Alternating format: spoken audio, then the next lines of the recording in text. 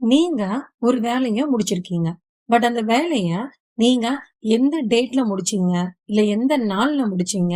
எந்த நேரத்துல முடிச்சீங்க? அப்படின்னு சொல்லாம, நார்மலா ஒரு வேலைய முடிச்சுட்டேன் அப்படின்னு சொல்றீங்களா? அப்போ அத எப்படி சொல்லணும்? பார்க்கலாமா?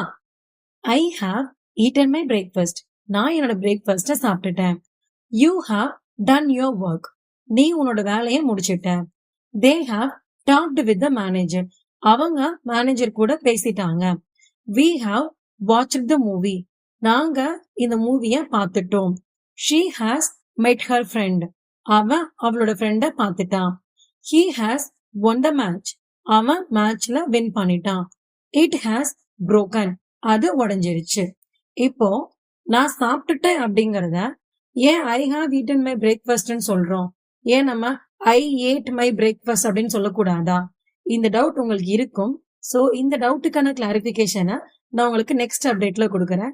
So until just wait for the next update.